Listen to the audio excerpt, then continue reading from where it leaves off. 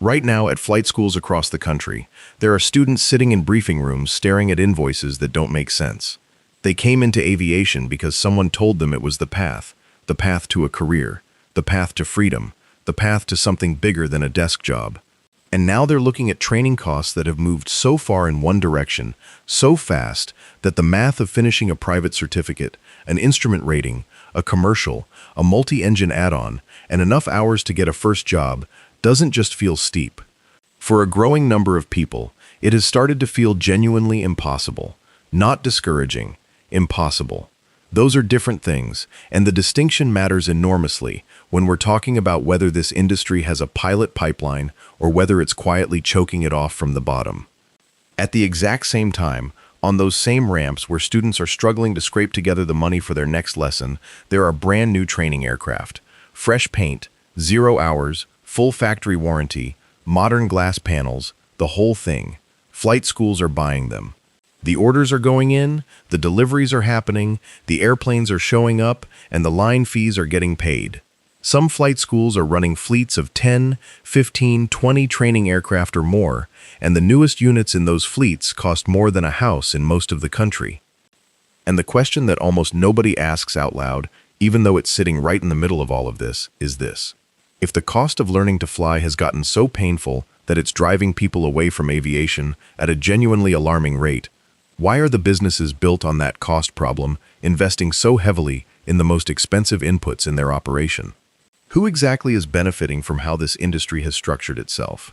And is the student, the person we all agree is the reason any of this exists, actually the customer here, or are they quietly something else in this equation?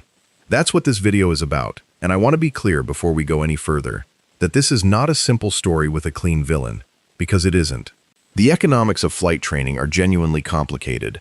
The incentive structures inside this industry are layered in ways that take some unwinding, and there are real people on every side of this. School owners, instructors, students, manufacturers, and lenders, all making decisions that make sense from where they're standing, even when the aggregate result looks like something that shouldn't be able to sustain itself.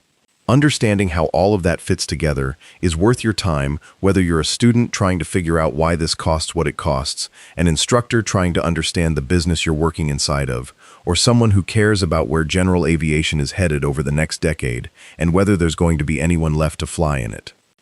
Before we get into it, hit subscribe, because I cover the financial side of this industry in a way most aviation content doesn't go near, and if you want to understand how money actually moves through the general aviation ecosystem, not the press releases, not the airshow hype, but the actual economics underneath.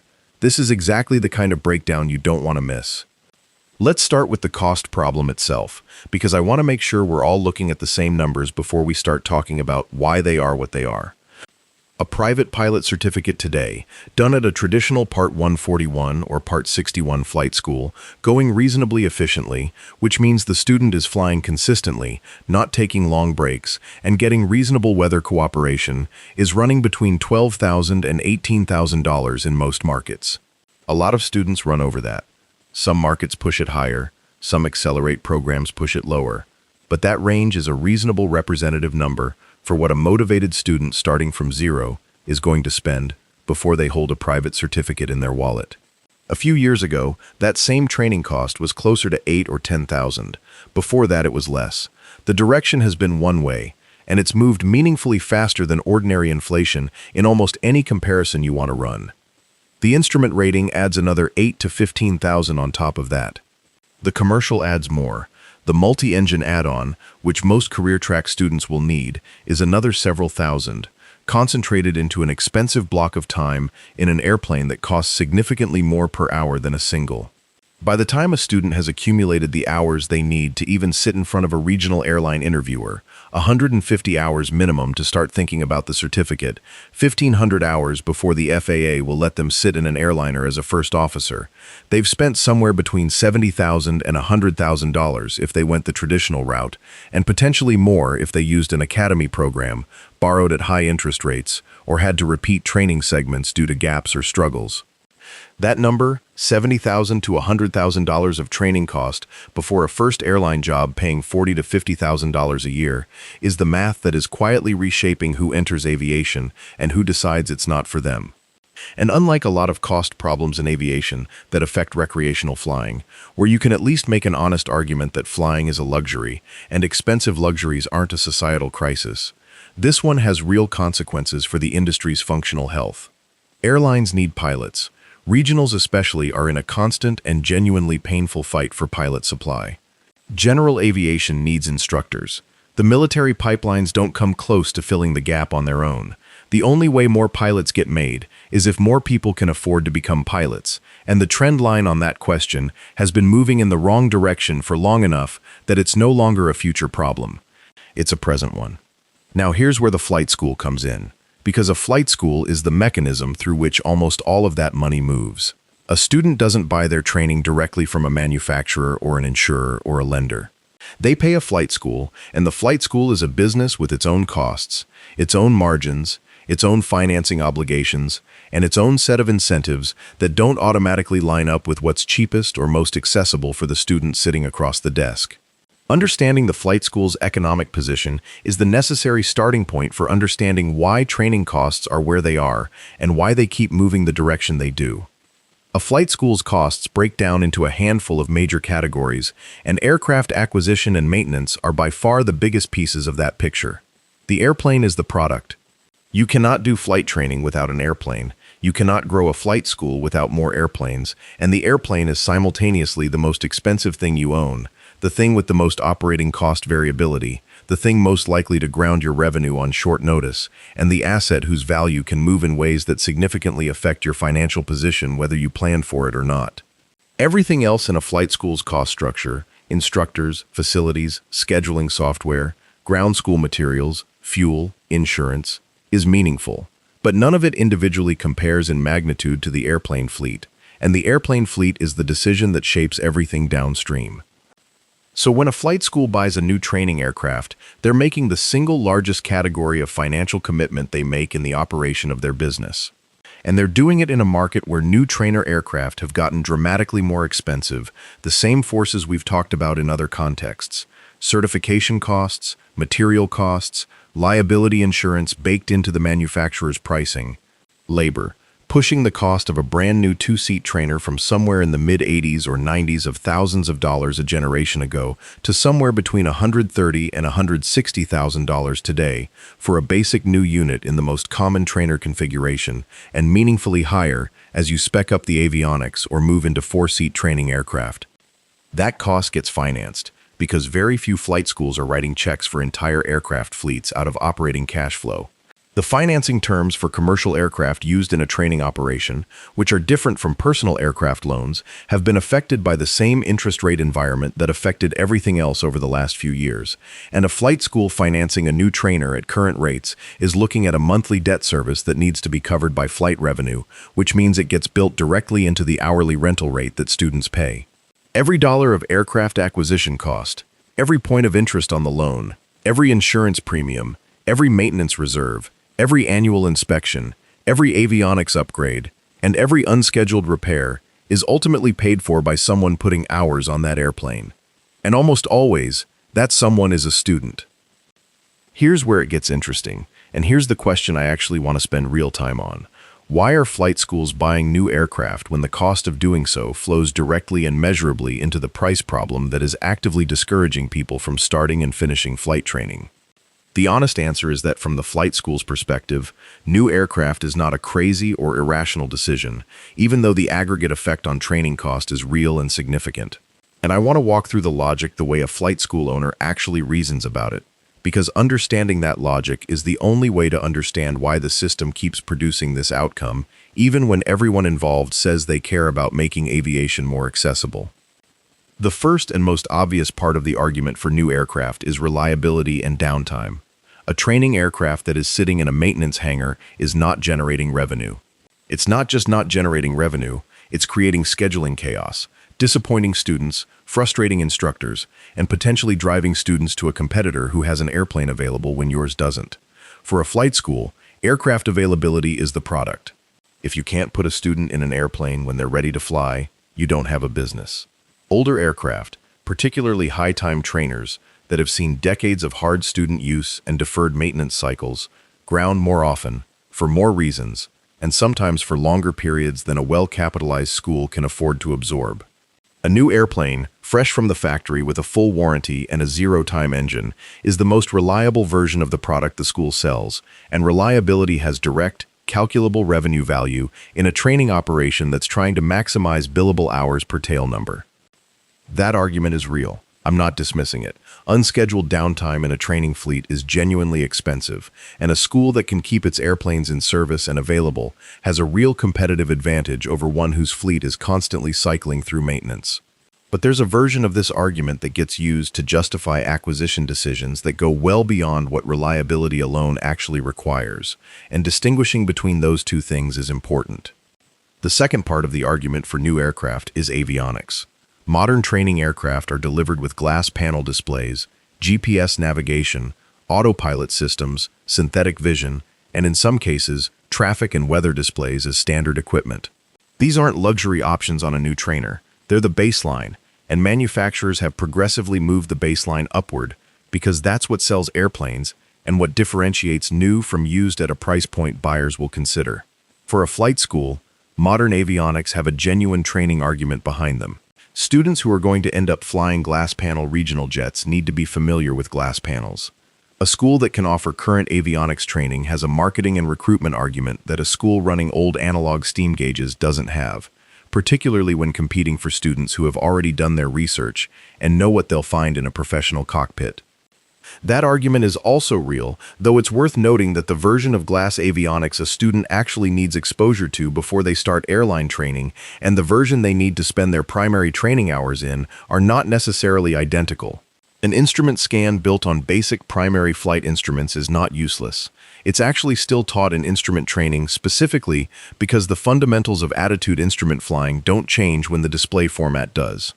But the marketing reality is that a flight school advertising full glass panel training attracts students in a way that a school with older equipment simply doesn't. And in a competitive market for student enrollment, the marketing argument ends up being at least as powerful as the pure training argument, whether or not anyone says so out loud. The third piece is the manufacturer warranty and the maintenance contract ecosystem that's grown up around new trainer aircraft. New airplanes come with factory warranties that cover a meaningful range of issues for a period of time after delivery, and many training flight schools pair new aircraft acquisitions with engine programs and airframe support agreements that essentially convert the variable and unpredictable cost of maintenance into a fixed, predictable per-hour charge. The value of that predictability for a school trying to plan revenue and cost is genuinely significant. If you know exactly what your maintenance cost is going to be per hour of operation because you've contracted that risk away to a third party, you can price your rental rates with confidence and project your cash flows with meaningful accuracy. The older the airplane, the more uncertain and variable the maintenance cost, and the harder it is to build a stable financial model around a fleet that might need a $5,000 surprise repair in a month, where your revenue is already soft. This is a real economic argument, and it's one that the manufacturers and engine program providers have gotten very good at marketing directly to school owners in a language that makes the numbers look compelling. What's worth examining is whether the total cost of that predictability, the premium over what you'd pay in actual maintenance on a well-maintained older fleet, plus the higher acquisition cost of the new aircraft that's the prerequisite for the warranty, plus the financing cost to carry the debt on that more expensive acquisition, is actually lower than the alternative, or whether the comfort of predictability is being priced at a level that ends up costing more than the uncertainty it replaces. In a lot of cases, the honest answer is that the maintenance programs cost real money over and above what aggressive in-house maintenance on a managed older fleet would cost, and that excess cost flows directly into the hourly rate the student sees. The fourth piece is depreciation strategy and asset management, and this is the one that gets discussed least openly but matters as much as any of the others. A new training aircraft, particularly one from a manufacturer with strong brand recognition in the training space, holds its value in a way that gives the school a meaningful asset on its balance sheet. If the school finances the aircraft carefully, maintains it well, keeps the hours reasonable relative to the airframe's capacity, and sells it into the used trainer market at the right time, it's possible to run an airplane through a school's fleet in a way that captures training revenue, satisfies a manufacturer warranty, and still exits the airplane at a price that partially offsets the original acquisition cost. This is essentially a fleet asset management strategy, and the schools that execute it well get to have some of the reliability and marketing advantages of new aircraft while partially recovering their capital when the airplane cycles out. That strategy, when it works, is genuinely sophisticated fleet management, and the schools doing it well are running what is effectively an aviation leasing operation alongside their flight training operation. But it requires capital discipline, market awareness, and timing that not every school has, and when interest rates shift or used aircraft values move unexpectedly, the math on that strategy can turn from favorable to painful fairly quickly. The schools that got caught buying new trainers at the peak of the used aircraft market, when demand for used planes was highest and new aircraft prices were being justified partly by strong residual values, and then had to sell into a softening used market, are a quiet reminder that fleet asset management as a financial strategy carries real risk alongside the real upside. Now let's talk about who's making money in this system, because that question cuts right to the heart of why the cost problem keeps reproducing itself, even though every stakeholder you talk to will tell you they want to make aviation more affordable. The manufacturer is making money. Not always easily, not always in large margins per unit given their own cost structure, but they're selling airplanes at prices that are high enough to sustain their operations, pay for certification, fund some research and development, and generate enough margin to stay in business. The manufacturer has no direct relationship with the student and no direct incentive to keep training costs low. Their customer is the flight school, and their incentive is to give the flight school enough reasons to buy new. Warranty, avionics, reliability, residual value, brand, to justify the price. The student is downstream of a decision the manufacturer has already been paid for. The lender is making money. Whether that's a bank or a specialty lender that focuses on aviation fleet financing, the entity putting capital behind a school's aircraft acquisition is charging interest over the life of the loan, and that interest is, dollar for dollar, cost that flows into the student's hourly rate. Aviation lending has gotten more sophisticated and more competitive at the commercial level over the years, which has moderated rates somewhat relative to what a smaller school might have faced historically, but the fundamental economics haven't changed. Borrowed money costs money, and the cost of borrowed money is a training cost that students pay without ever knowing they're paying it. The insurance company is making money. Aviation insurance for training operations has gotten more expensive over the years, partly due to loss history in the training sector, partly due to concentration in the insurance market, and partly due to the general repricing of risk across the broader insurance industry that's affected everything from homeowners' policies to commercial fleets. A flight school's annual hull and liability premium is a significant operating cost, and it scales with both fleet value and the nature of the operation. A school running a larger, more expensive fleet pays more to insure it, and the aggregate premium gets divided across the school's revenue base and ultimately expressed in the hourly rental rate. The engine program provider is making money.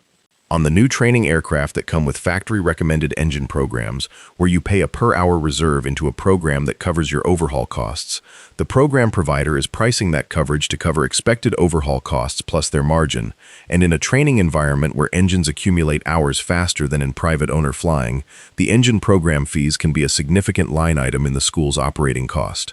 Those fees exist because the risk of an engine overhaul expense landing at an uncertain time is real, and managing that risk has value. But the value of that risk management comes at a price that ends up in the student's rate. The maintenance shop benefits. The avionics dealer benefits when the school upgrades older aircraft. The hangar facility benefits from the lease. The scheduling software provider benefits. The simulator company benefits. Every party in the ecosystem is selling something to the flight school, and the flight school is selling one thing to one customer, the student's hours. All of those upstream costs, without exception, flow downstream into what the student pays per hour for an airplane. And the student? The student doesn't have leverage in this system. A student can shop between flight schools, and in markets with enough competition, that shopping creates some pricing discipline. But in a lot of markets, particularly smaller cities and rural areas where one or two schools serve the entire regional student population, price competition is limited. The student who wants to fly has to pay what the local market charges, and the local market charges what its costs require. There's a dynamic here worth naming explicitly, which is that flight schools that are well capitalized and growing, the ones most likely to be buying new aircraft fleets, are also the ones with the most marketing reach, the nicest facilities, and the most professional presentation to prospective students. A student researching flight schools online is going to find these schools first, see the beautiful glass panels and the clean new airplanes, and apply that as a quality signal. The school with the older, cheaper fleet that might actually represent a better value for a student on a tight budget may not have the same digital footprint or the same showroom floor. And a student doing their research at the beginning of their journey doesn't yet have the knowledge to evaluate what actually matters in training quality versus what's just nice to look at. That information asymmetry is part of what allows the cost structure to keep escalating. Students reach for the schools that look best, and looking best requires expensive investments that get recovered through student billing. Now I want to talk about the financing that goes directly to students, because this is the layer of the cost problem that I think gets genuinely underexamined. Flight schools have gotten increasingly sophisticated about offering in-house financing or partnering with third-party lenders who specialize in student flight training loans. On its face, this seems like a good thing. It removes the barrier of needing to have all the cash up front, which for many aspiring pilots would be the end of the conversation before it starts. And in the sense of making training possible for people who couldn't otherwise access it, there's a real argument for student loan products in aviation. But here's what student flight training financing looks like in practice. The interest rates on most purpose-built flight training loans are not cheap. We're talking about unsecured lending. There's no collateral backing the loan the way there's a house behind a mortgage or a vehicle behind an auto loan, to a borrower who is often young, without established credit history, and whose future income as a result of the training they're financing is genuinely uncertain. Lenders price that risk. The rates on many flight training loan products are in the range of 10 to 14% annually, and some programs designed for student borrowers run higher, depending on the lender, the program, and the borrower's profile. A student financing $70,000 or $80,000 of training cost at 12 or 13% over 10 years is going to repay significantly more than they borrowed, and they're going to do it while earning a starting wage in aviation that hasn't historically been generous. The regional airline first officer starting pay issue is a separate and well-documented problem that this industry has been grappling with for years, and it is genuinely improving. The regionals that are competing hardest for pilots have moved first-year pay meaningfully upward over the last few years, and some of the worst entry-level wages have gotten better. But even with that improvement, a first officer starting at $50,000 or $60,000 a year is trying to service a student debt load that a professional with that income would find genuinely burdensome, while also paying rent, insurance, and the ordinary cost of living in a job that may require relocating to a new city at the lender's timeline, not theirs. The debt-to-income math, done honestly, is uncomfortable. And here's the part that the lenders and the schools and the industry advocates tend not to foreground when they're making the case for student aviation financing. The loans don't care whether you finish. A student who starts flight training with borrowed money, runs into financial hardship, family circumstances, a medical problem, or just the reality that they underestimated how hard and time-consuming training would be while trying to maintain income and life, and drops out of training after spending $50,000 of a planned $80,000 program. That student still owes the money. The airline career they borrowed the money to achieve isn't happening, but the monthly payment very much is. The attrition rate in flight training, meaning students who start but don't complete their planned certification pathway, is substantial and is not prominently featured in the financing conversations that happen at the front end of enrollment. The schools, to be fair, have some skin in this game, in the sense that a student who drops out is a student who isn't generating more revenue, and a school with high dropout rates will eventually struggle to enroll new students once word gets around. But the financial exposure of the dropout is borne almost entirely by the student and the lender, not by the school. The school got paid for the training it delivered, whatever portion that was. The airplane flew, the instructor logged the hours, the fuel got burned. The risk of non-completion sits almost entirely on the student's side of the ledger. This is the structure that has grown up around flight training finance, and it's one where the financial interests of the flight school, the manufacturer, and the lender are substantially aligned in a direction that results in high training costs, while the financial interests of the student, who needs training to cost less, to be completable on a realistic timeline, and to offer a return on investment that actually pencils out, have less structural power in the system than any of the other parties. Let's talk about why flight schools keep buying new aircraft even in the face of all of this, and whether there's a logic to it that goes beyond the individual economic arguments we've already walked through. One of the things that doesn't get discussed enough is the competitive dynamic between flight schools themselves, and particularly the dynamic between small independent schools and the large Part 141 academies that have grown significantly over the last decade. The academy model, large, well-capitalized, professionally managed, often partnered directly with regional airlines through cadet programs and guaranteed interviews, has fundamentally changed the competitive landscape of flight training in the United States. A student who is serious about an airline career can now walk into an application process with a regional airline before they've started training, choose a specific academy that's a partner with that regional, follow a structured program, and have a clear, if not guaranteed, pathway to a first officer seat at the end of it.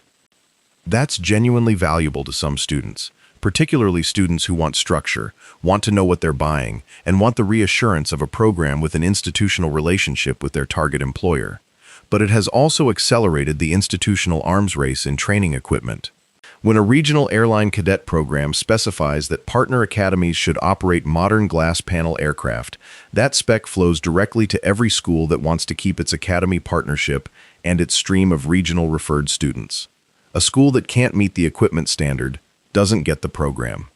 A school that doesn't get the program loses a recruiting advantage to a competitor that does.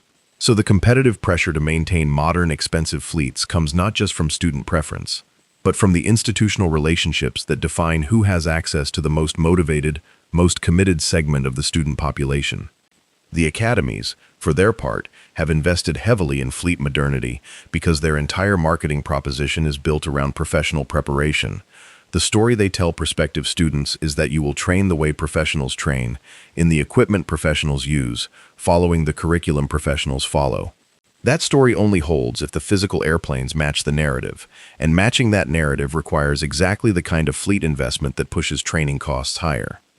There's a geographic equity dimension to all of this that I think deserves real attention, and it's one that the industry's advocates tend to skip over in their enthusiasm for the academy model's career outcomes.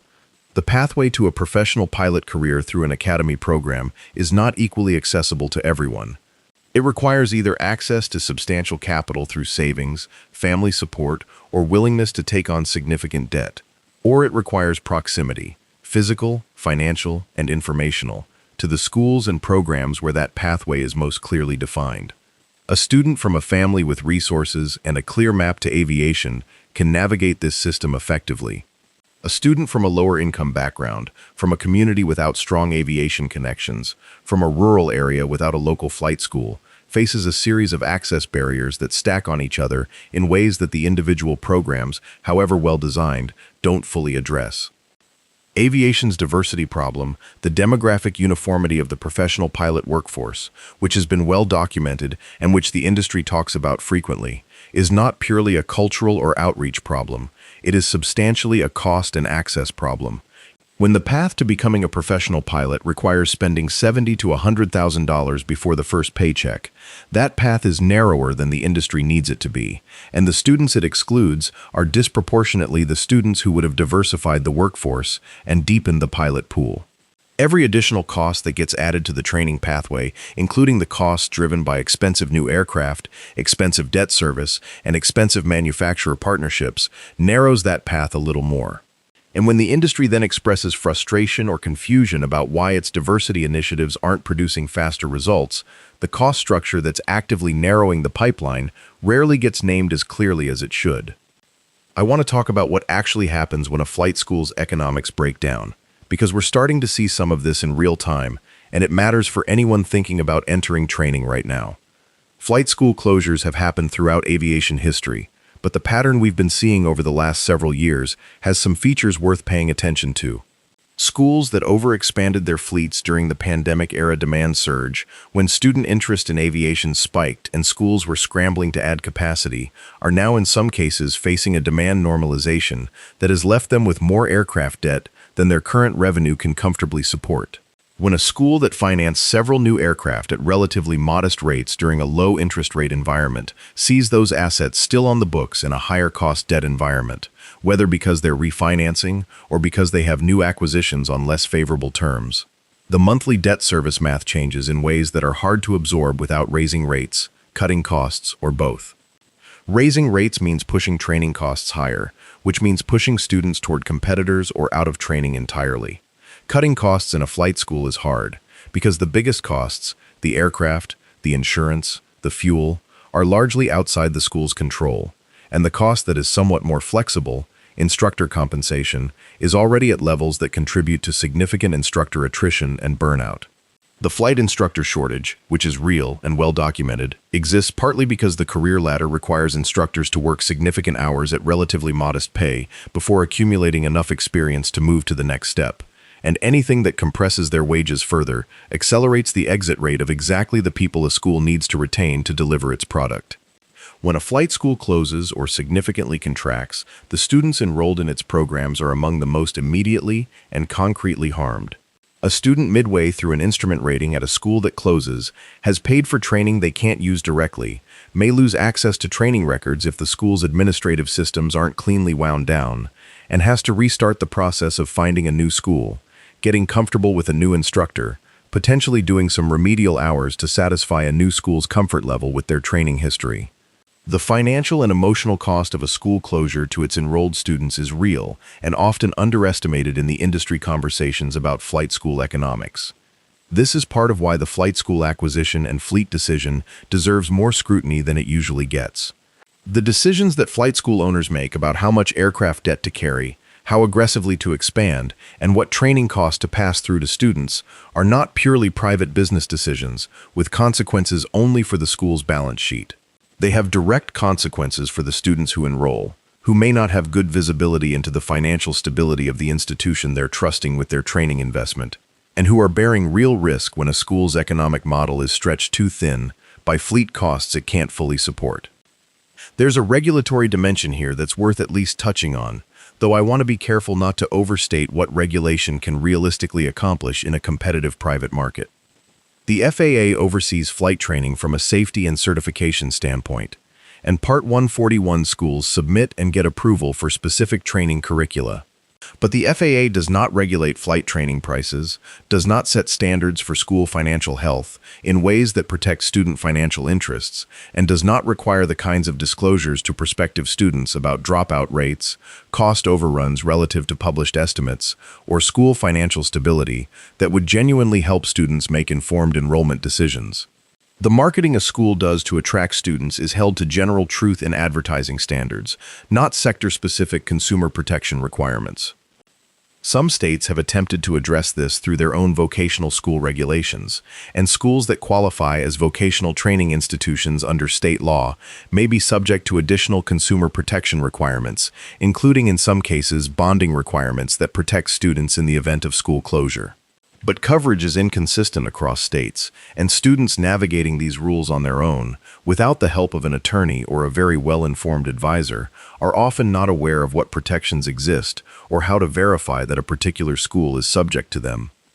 The industry advocacy organizations that represent flight schools and manufacturers have generally not been enthusiastic supporters of additional student protection regulation, and that's not surprising. They represent the institutions, not the students. But it does mean that the students who are most exposed to financial risk in this system are also the least represented in the conversations that shape it, and the result is a set of industry norms that are very well optimized for the entities selling training and very weakly optimized for the students buying it. Now I want to talk about some of the things that are actually starting to shift, because this is not a static situation, and there are some genuine developments worth watching if you're trying to understand where flight training economics might be headed. The first is the growth of airline direct entry pilot programs and the financial incentives that come with them. Several major and regional airlines have moved beyond the cadet model, which pointed students toward specific academies but left them to finance their own training, into programs that involve direct financial support, whether in the form of training scholarships, tuition reimbursement, or forgivable loans tied to employment commitments. The details vary enormously by airline and program, and the fine print matters. Some of these are genuinely favorable for students, and some are structured in ways that create their own obligations and constraints. But the directional shift toward airlines having more financial skin in the pilot development process is real, and it represents a meaningful departure from the historical model, where the entire financial risk of training sat on the student's shoulders.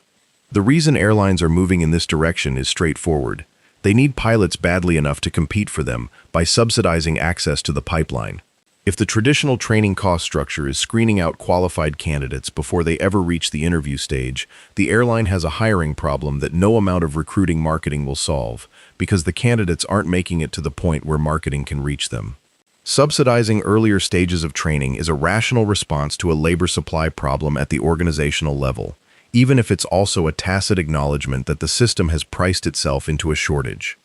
The second development worth watching is the evolving role of flight simulators and synthetic training devices in reducing the number of actual aircraft hours required to reach certification standards. This has been a slow and sometimes contentious process because there are legitimate debates about what simulator training can and cannot replicate effectively, and the FAA has been appropriately cautious about allowing synthetic devices to substitute for aircraft time in ways that could compromise safety outcomes. But the trend has been toward more credit for simulator time across multiple certificate and rating types, and the approved training organizations at some of the larger academies have gotten increasingly sophisticated about integrating simulation into their curricula in ways that genuinely reduce the number of hours a student spends in a costly aircraft. Every hour of training a student can accomplish in a simulator at a fraction of the cost of aircraft time is a meaningful reduction in the total training cost, and if that reduction can happen without compromising the quality of the pilot who emerges at the other end, and there is real research suggesting that well-designed simulation can achieve this across certain skill domains, then this is one of the more promising structural levers available to reduce training costs without simply cutting corners. The investment in high-quality simulation infrastructure is itself expensive, but it's a one-time infrastructure cost that can serve many students over many years, whereas aircraft hours are a per-student cost that accumulates with every enrollment. The third development is the mosaic rule changes we've discussed in other contexts, which in addition to their effects on the used aircraft market, have some potential implications for flight training. If the expanded light sport category and sport pilot privileges allow flight schools to build certain introductory and basic training curricula around less expensive aircraft that now qualify under expanded sport pilot rules, there's a potential cost reduction at the early stages of training. This is speculative in some respects. The actual impact depends on how schools adapt their curricula, what aircraft they choose to fly under expanded sport rules, and how the certification pathways interact with downstream ratings the student ultimately wants to pursue. But the mosaic expansion is one of the regulatory changes that has the potential to affect training economics meaningfully if schools engage with it thoughtfully, and it's worth watching how training operators respond over the next couple of years. The fourth is the slow but real growth of alternative training models, online ground school that has gotten genuinely better and more integrated with practical training, remote and hybrid mentorship programs, and cooperative training models where groups of students share aircraft costs. None of these individually solves the structural cost problem, but collectively, they represent a search for configurations that cost less than the traditional model without simply delivering less training. The fifth, and perhaps most fundamental, is the question of what happens to the new aircraft price trajectory over the next several years. If the training aircraft market follows the same pattern as other segments, manufacturers having overproduced for demand that is moderated, dealer inventory sitting on ramps, and eventually prices being pressured downward, or at least held flat by competitive and market forces, then the single biggest driver of training cost increases may face some natural pressure that the competitive market couldn't provide when order books were full, and any airplane with a serial number was selling immediately. That's not guaranteed, and the structural cost drivers in aircraft manufacturing, particularly certification and liability costs, don't simply go away because demand softens. But a market where new trainer aircraft are sitting unsold is also a market where a flight school buyer has more negotiating leverage than they did a few years ago, and that leverage, if it translates into lower fleet acquisition costs, has at least the potential to eventually flow through to student rates. I want to be honest with you about the timeline on all of that, though, because I don't want to suggest that any of these developments is going to make flight training significantly cheaper in the near term for someone sitting down with their logbook today trying to figure out how to finish their instrument rating without going deeper into debt than they're comfortable with. The system has a lot of inertia. Schools that financed expensive fleets are committed to those debt service obligations, regardless of what happens to acquisition costs on future airplanes. Insurance rates have moved in one direction and are not moving quickly in the other direction, regardless of what the new aircraft market does. Instructor wages, which need to move upward to address retention and attrition, represent cost increases, not decreases, even though they're entirely justified increases. Fuel is fuel, and it doesn't care about market dynamics in aircraft manufacturing. The structural optimism for training cost improvement is a multi-year story, not a quarterly one, and anyone in a position to help students navigate the system as it exists today, not as it might exist in an improved future state, should be realistic about that. What can a student actually do right now in the current environment to make smarter decisions about how they approach training costs? The most important thing, and I want to be direct about this, because it gets under-discussed in content aimed at prospective students, is to go into training with a realistic and complete picture of the total cost before you start. Not the estimated minimum, not the brochure number, but the actual likely cost given your schedule, your learning pace, and the realistic scenario where weather delays, scheduling conflicts, and the occasional need to repeat a maneuver or a flight adds hours to your total. Ask a school for their actual average completion cost for students who finish, not their minimum curriculum hours times their published hourly rate. Those are different numbers, often meaningfully different, and the difference matters enormously for your financial planning. Shop insurance before you commit to a school or a training pathway, especially if you're planning to buy your own aircraft at some point during or after training. The insurance landscape for student and low-time pilots has its own complexity, and understanding it before you've made your major financial commitments is far better than discovering unexpected constraints afterward. If you're planning to use financing, model the full repayment cost at the actual interest rate you'll qualify for, not the lowest rate in any advertising you see.